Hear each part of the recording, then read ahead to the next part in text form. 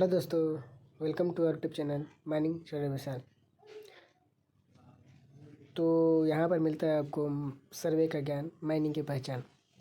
तो चलिए आज शुरू करते हैं हम लोग blaster rusticated open cast mine के लिए जो भी प्रिपरेशन कर रहे हैं पीजीएमएस एग्ज़ाम जून 2025 के लिए, उनके लिए वेरी हेल्पफुल होगा। मैं कंटिन्यूसली आप लोगों के लिए क्वेश्चन लेते आ रहा हूँ। ये भी 25 नंबर क्वेश्चन का एक सीरीज़ होगा जो कॉम्बाइंड क्वेश्चन होगा सभी चीज़ों से, एक्ट रूल रेगुलेशन और मशीनरी एंड सभी चीज़ों से फर्स्ट एड से। तो पहला क्वेश्चन हम लोग देखेंगे कि बोल रहा है कि नो स्मोकिंग बिल्डिंग और making fire within metre of sleeping hole. Sleeping hole के बारे में जानते हैं। स्लीपिंग होल वह होता है अगर होल को चार्ज कर दिया गया है, अगर उसी दिन सेम डे ब्लास्ट नहीं करना, अगले दिन करना है, तो उसे हम लोग स्लीपिंग होल बोलते हैं। स्लीपिंग होल के लिए हमें रीजनल इंस्पेक्टर से परमिशन लेना पड़ता है। तो स्लीपिंग होल पता चल गया। तो स्लीपिंग होल जो होता है उससे कितने दूरी पर हम लोग बीड़ी सिगरेट जो भी हो वेल्डिंग मेकिंग नहीं कर सकते हैं। तो option number A 30, option number B 35, option number C 40, option number D 45 या A none of the above. तो राइट आंसर आपका ऑप्शन नंबर सी हो जा रहा है, इसमें कि करेक्ट आपका आंसर है 40। 40 मीटर की दूरी पर हम लोग मतलब रेंज में कोई भी यह चीज़ नहीं करेंगे। क्वेश्चन नंबर अगले नंबर पे चलते हैं 2 नंबर।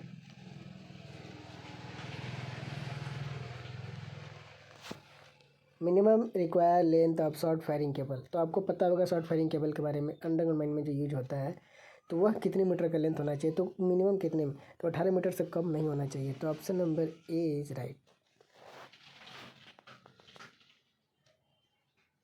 अगले नंबर क्वेश्चन पर चलेंगे।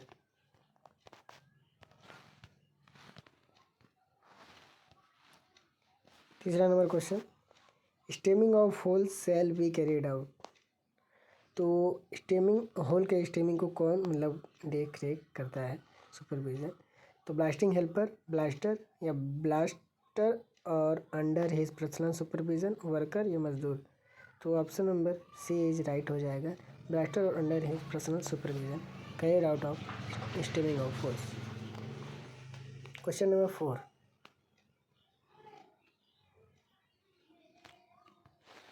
The explosive fire bye ignition of flame. तो देखिए एक्सप्लोजिव को किस चीज़ से इग्नाइट किया जाता है। तो option number booster, option number B gunpowder, option number C एलोवेक्स, option number D ANFO, option number A slurry explosive. देखिए इसमें बहुत प्रकार का एक्सप्लोजिव दिया गया है। तो फायर बाय इग्निशन एक्सप्लोजिव को हम लोग गन पाउडर के थ्रू करते हैं। Gun powder is a low explosive ignite in the flame making a distinct from the high explosive like NFO और स्लरी एक्सप्लोजिव। तो ऑप्शन नंबर बी राइट इसका हो जाता है।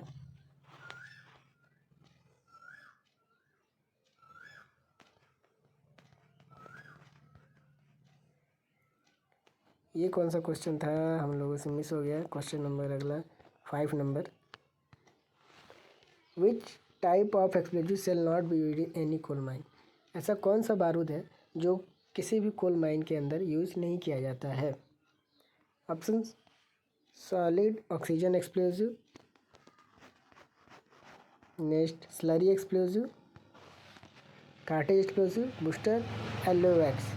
तो देखिए एलोवैक्स का नहीं यूज़ किया जाता है, जिसका वीओडी आपको बता दें 5000 मीटर पर सेकेंड होता है। लिक्विड ऑक्सीजन एक्सप्लोजिव यह नंबर 8 का एक्सप्लोजिव होता है। क्लास 1 से 8 तक आप एक्सप्लोजिव का टाइप क्लास 8 याद रखिएगा। तो option number E is right हो जाता है इस क्वेश्चन नंबर 5 का। क्वेश्चन नंबर 6 पर चलेंगे।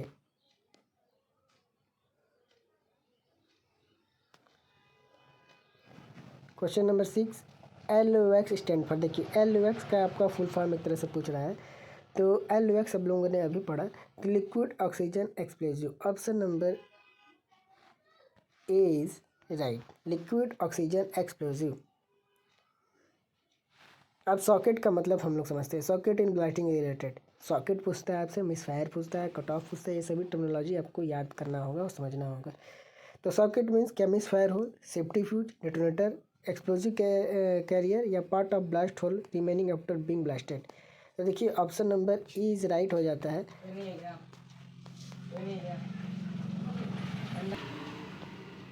देखिए आपको एक बात बता दें, बहुत लोग बोल रहे थे हिंदी में क्वेश्चन लाइए, ज़्यादा टफ इंग्लिश होती नहीं है।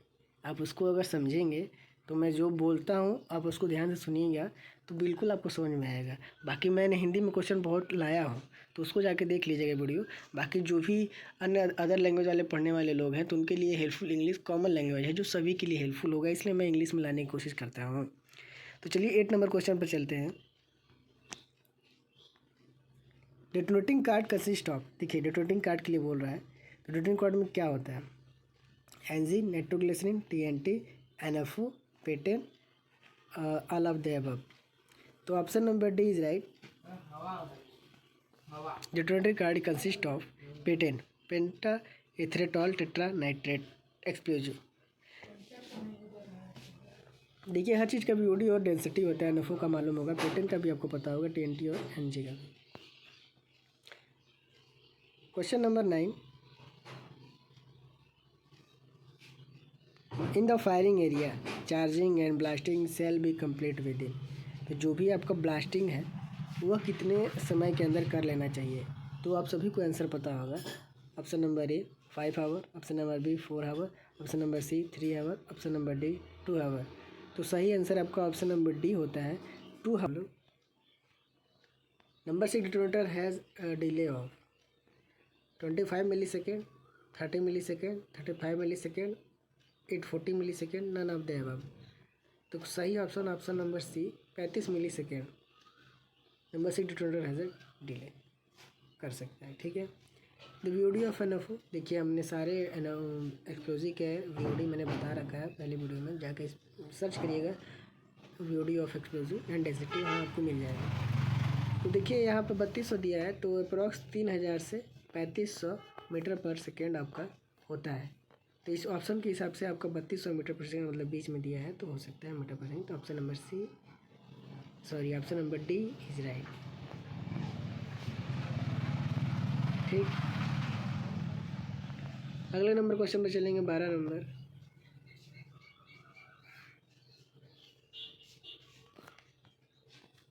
What are the precaution to be taken during blasting in open cast mining case of the approach of the electric storm. जब भी इलेक्ट्रिक स्टॉर्म का हम लोग अप्रोच करते हैं तो ओपन कास्ट माइन में हम लोग ब्लास्टिंग के दौरान क्या सावधानियाँ लेते हैं? तो हम लोग all person shall be withdrawn from the danger zone से हटा लिया जाता है। Neither explosive not detonator shall be handle, detonator और एक्सप्लोजिव एक साथ हैंडल नहीं किया जाता है।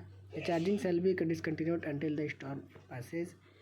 All exposed wire shall be coiled up and placed in the mouth of full and kept covered by the incombustible material. Option number E is right, all of the above. Question number 13 is the measure to describe the size of distribution of broken rock after blasting. किस आधार पर हम लोग करते हैं? तो powder factor, fragmentation, blasted phase, production phase या free phase. तो इसका सही ऑप्शन आपका हो जाता है फ्रेगमेंटेशन के आधार पर। Option number B is right. अगले नंबर क्वेश्चन पर बढ़ेंगे हम लोग। Question number 14,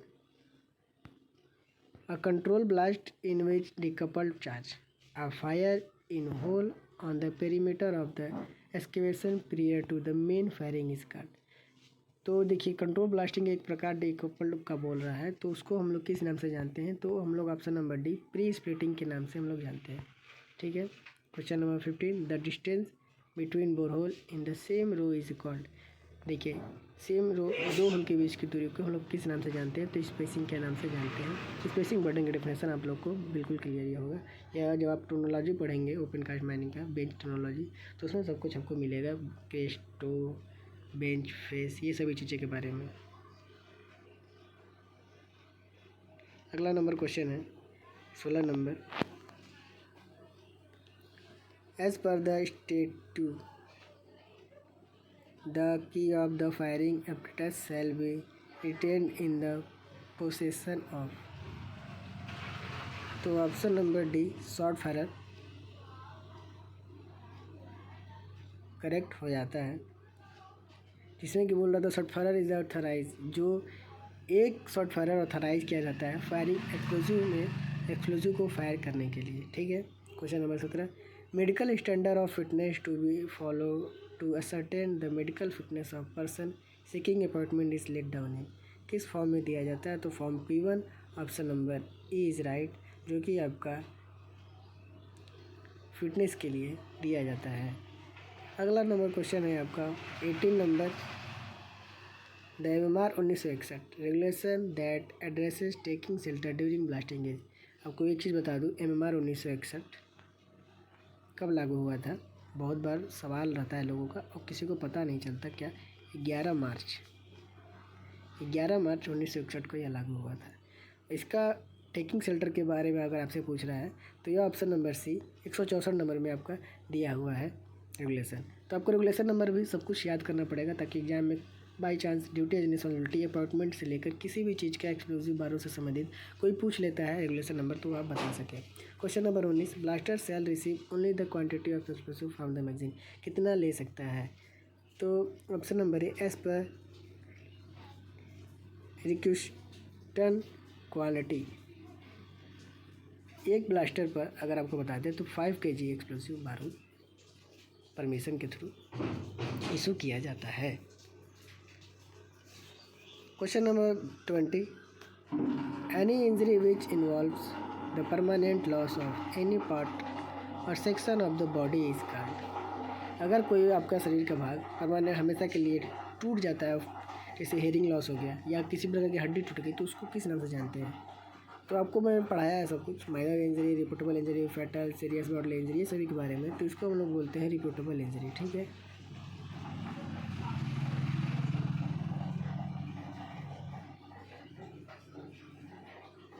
any injury which involve the permanent loss of any part of section of the body is called.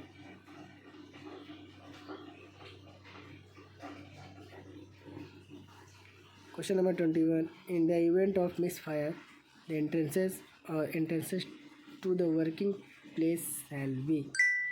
तो ऑप्शन नंबर बी, बैरिकेड और fences to prevent inadvertent access. अगला number question आपका है 22, prime factor of an accident is. तो prime factor क्या है? Act of God, violence of safety norms, unsafe condition, human element, all of the above is right answer. सभी चीज़ों के बारे में आपको यहाँ डिटेलिंग दिया हुआ है, वो आप पढ़ सकते हैं। क्वेश्चन नंबर 23 है, the complete area where personal handle explosive material period to detonator is called. तो ब्लास्टिंग साइट। जब कंप्लीटली एरिया कहाँ पर हम लोग बारूद को हैंडल करते हैं? तो ब्लास्टिंग साइट पर। Option number C is right. अंतिम प्रश्न 24 के बाद आपका आता है 25 नंबर, लास्ट क्वेश्चन हो जाएगा। A hard board stretcher is required to shift an injured person in case of.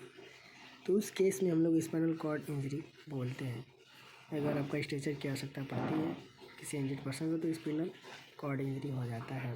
Question number 25, objective of the drilling and blasting operation at surface mine. Surface mine के objective क्या उद्देश्य हो सकता है drilling blasting का? तो reduction in overall mining cost, optimise fragmentation, minimum damage to environment, both A and B, E all of the above, E A B C. आपका जो माइनिंग कॉस्ट है कम लगे, फ्रेगमेंटेशन अच्छा हो और आपका इन्वायरमेंटल डैमेज इम्पैक्ट कम पड़े, तो option number E is right हो जाता है। ऐसे ही प्रश्न उत्तर आपके लिए मैं कंटिन्यू लेते आऊँगा, तो आई होप आपको पसंद आ रहा होगा। ऐसे ही कंटिन्यू वीडियो आपके लिए निरंतर मैं लाता रह रहा हूँ, तो आई होप आपको पसंद आएगा। मैं इस पर और भी कोई अगर अपडेट चाह रहे होंगे, सवाल हो या डाउट हो तो कमेंट करके बताइएगा, मैं उस पर ज़रूर आप लोग को रिप्लाई करूँगा। तो मिलते हैं फिर नेक्स्ट वीडियो में नेक्स्ट टॉपिक के साथ। तब तक के लिए जुड़े रहें हमारे चैनल के साथ। माइनिंग सर विशाल, कीप वॉचिंग, कीप शेयरिंग। जय हिंद, जय माइनिंग।